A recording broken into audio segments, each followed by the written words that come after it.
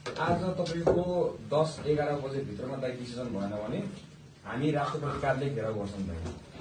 नेपाली जनता सबैजना घेराउ गर्छ। हजुरहरूले सुटिङ गर्नुहुन्छ होला आफ्नो ठाउँमा छ दाइ। यत्तिकै मर्ने उत्तिकै मर्ने हो दाइ होइन। म अहिले आह्वान गर्दैछु सबैजनालाई, राष्ट्रपति अस्ति हामीले छुएको छैनौँ, यति मात्र कारणले गर्दा दाइले मेरो कुरा सुनिदिनु होला है हजुर दाइ। म एकदम सिरियसमा छु। हजुरलाई मैले एकदम दाइ मानेर हजुरलाई रेस्पेक्ट गर्छु। म नेपाल आर्मीले प्रयास गरिरहेछ, मैले देखिरहेको छु नेपाल आर्मीले प्रयास गरिरहेछ होइन। चिफ साहबले पनि प्रयास गरिराख्नु भएको छ, बिचरा 10 घण्टा भइसक्यो प्रयास गरिराख्नु भएको चिफ साहबले पनि होइन। तर अझ पनि रामचन्द्र पौडेलले तपाईँको नेपाली काङ्ग्रेसको नेपाली काङ्ग्रेस होइन नेपाली काङ्ग्रेसको आधारमा म नेपाली काङ्ग्रेसको उयो भएको हुनाले चाहिँ यसले राजनीति खेलिरहेको छ दाइ। मेरो देशको सवाल छ दाइ, म गोली खान तयार छु, हामी सबैजना तयार छौँ। 10 र 11 बजे भित्रमा यो डिसिजन भएन भने हजुरलाई ठोकेर राखिदिन्छ कि छातीमा गोली खाएर हामी अगाडि बस्छौँ।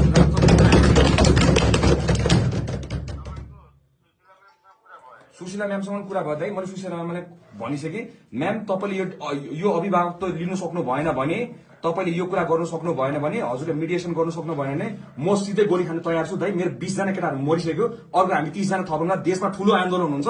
म त्यसपछि कसरी चेन्ज हुँदैन, को नेतालाई थुत्रै हान्दैन म हेर्छु दाइ। त्यसपछि दाइले हजुरले चिफ साहबलाई यही कुरा गर्नुहोस्। हजुर हजुर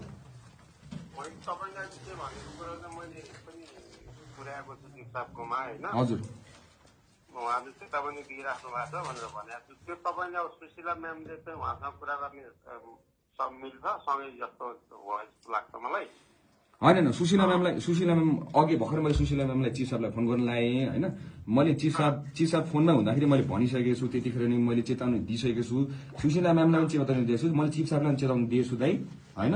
हजुरले यो डबल कन्फर्मेसन गरिदिनु होला, किन मैले टाइम भनेको थिइनँ हजुरलाई। तर म हजुरलाई टाइम भनिदिइहालेँ। नेपाली जनताको अगाडि मैले घोषणा गरेको दाइ, यो हामीले भिडियो अपलोड गर्दैछु दाइ। म जोक गरेको होइन दाइ, म भगवान कसम सिरियस हो दाइ म है। मैले हजुरलाई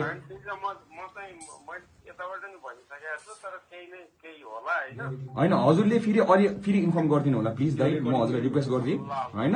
तर अब पनि भएन भने म रामचन्द्र पौडेललाई थुत्ने काम पहिलो हात मेरो नै हुन्छ दाइ, मैले भनिसकेँ।